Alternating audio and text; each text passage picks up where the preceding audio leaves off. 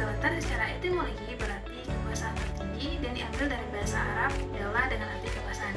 Sementara itu, dalam bahasa Latin supremos dengan arti tertinggi. Sedangkan di Indonesia yang diambil berdasarkan Kamus Besar Bahasa Indonesia atau KBBI, kedaulatan berarti kekuasaan tertinggi atas pemerintah negara, daerah, dan sebagainya.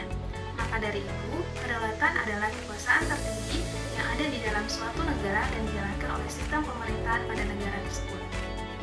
Berikutnya, pengertian kedaulatan hukum. Kedaulatan hukum adalah teori yang menekankan bahwa kekuasaan tertinggi dalam suatu negara berada pada hukum, bukan pada individu atau institusi lain. Dalam konteks ini, hukum dianggap sebagai sumber kekuasaan yang sah dan harus diikuti oleh semua warga negara. Kedaulatan hukum berarti bahwa semua orang, termasuk pemerintah dan pengadilan, harus tunduk pada hukum yang berlaku di negara tersebut.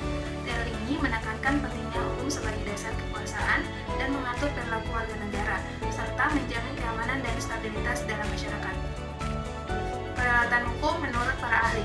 Yang pertama, menuraikan berpendapat bahwa kekuasaan tertinggi dalam suatu negara berada di aturan hukum yang berlaku saat itu. Hukum tersebut menjadi landasan dan acuan dari kekuasaan dalam negara. Yang kedua, Anne Kelsen. Kelsen berpendapat bahwa hukum berlaku tanpa menunggu penerimaan masyarakat atau rakyat.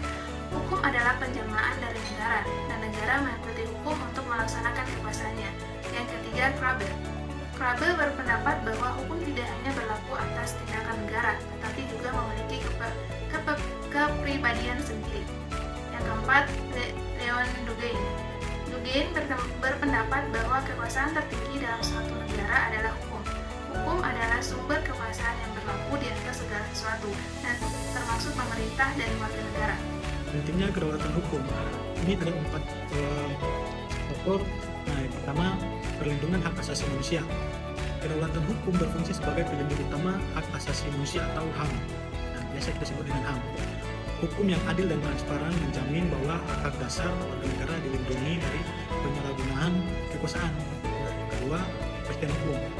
Dengan adanya kedaulatan hukum, kepastian hukum dapat terwujud jika warga negara dan lembaga-lembaga negara mengetahui hak dan kewajiban mereka, serta konsekuensi dari pelanggaran hukum. Selanjutnya, yang ketiga, keadilan sosial. Hukum yang berlaku secara merata dan tanpa diskriminasi berkontribusi pada terciptanya keadilan sosial. Kedaulatan hukum memastikan bahwa semua warga negara diperlakukan sama di hadapan hukum. Yang keempat, kontrol kekuasaan.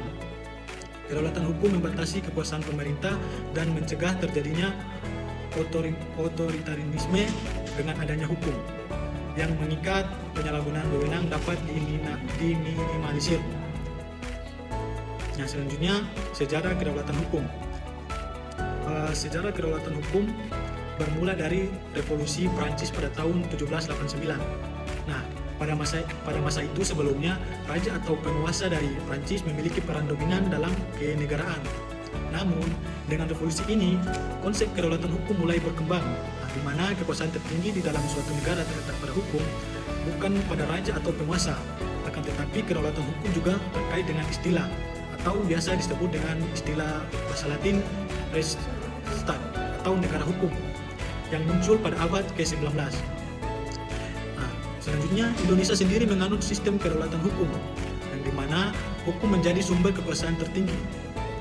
Hugo Krabbe, ia seorang ahli hukum dari Universitas Leiden, Belanda, juga berkontribusi pada teori kedaulatan hukum. Menurut Krabbe, sumber hukum adalah rasa hukum, di mana yang terdapat dalam masyarakat yang dalam bentukannya yang masih sederhana dan bersifat primitif. Dengan demikian, kedaulatan hukum mulai berkembang pada abad ke-19 dan menjadi lebih populer setelah Revolusi Prancis. Implementasi kedaulatan hukum di Indonesia. Yang pertama yaitu konstitusi sebagai landasan hukum, kedua lembaga penegak hukum, ketiga keterlibatan Mahkamah Konstitusi, dan yang keempat Komisi Pemberantasan Korupsi KPK. Tokoh-tokoh yang mengembangkan teori kedaulatan hukum. Bagian A, Immanuel Kant. Immanuel Kant adalah seorang filsuf Jerman yang berpendapat bahwa hukum adalah sumber kekuasaan tertinggi di suatu negara. Leon Duguay beliau adalah seorang filsuf Prancis yang juga berpendapat bahwa hukum adalah sumber kekuasaan tertinggi diwajib ditaati oleh semua warga negara. Hugo de Groot. Hugo de Groot seorang filsuf Belanda yang berpendapat bahwa hukum adalah sumber kekuasaan tertinggi dan harus dihormati semua warga negara. Cruyff adalah seorang filsuf yang juga berpendapat bahwa hukum adalah sumber kekuasaan tertinggi dan wajib ditaati oleh semua warga negara. Johannes Althusius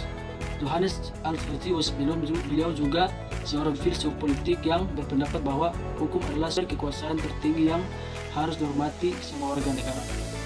Baik, selanjutnya kelebihan dan kelemahan kedaulatan hukum.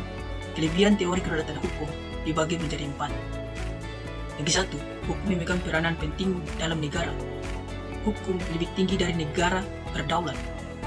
Yang kedua, teori kedaulatan hukum mengakibatkan pemerintahan yang seragam dan tingkat kedisiplinan di negara sangat tinggi. Yang ketiga, melindungi kebebasan dan hak pokok tiap orang yang berada di wilayahnya. Yang keempat, sanksi terhadap pelanggaran peraturan tersebut adalah tegas dan bersifat memaksa. Kelemahan teori kedaulatan hukum dibagi menjadi 3. Yang satu, pemerintahan cenderung pro mayoritas dan hukum menjadi represif, khususnya bagi kaum minoritas. 2. Timbul campur tangan politik hal yang lumrah untuk dilontarkan karena kasus-kasus besar yang berdimensi struktural, setidaknya melibatkan partai politik pengusaha negara. 3. Rendahnya integritas, moral, kredibilitas, profesionalitas, dan kesadaran hukum aparat, penegak hukum dan menegakkan hukum. Kedaulatan hukum adalah apabila segala sesuatu yang berkenaan dengan hubungan antara penguasa dan rakyat mengacu pada aturan yang telah disepakati bersama, tidak hanya pada keinginan salah satu pihak, khususnya pengusaha. Kedaulatan hukum dapat juga dikatakan dengan negara hukum, kedaulatan yang berasal dari hukum yang berlaku di suatu negara. Teori kedaulatan hukum menunjukkan bahwa kekuasaan yang tertinggi bukan terletak di tangan raja dan bukan juga berada di tangan negara, melainkan berada di tangan hukum. Baik. Sekian presentasi dari kelompok kami, kurang dan lebihnya kami mohon maaf. Dan terima kasih telah menonton video ini dari awal sampai akhir. Wassalamualaikum warahmatullahi wabarakatuh.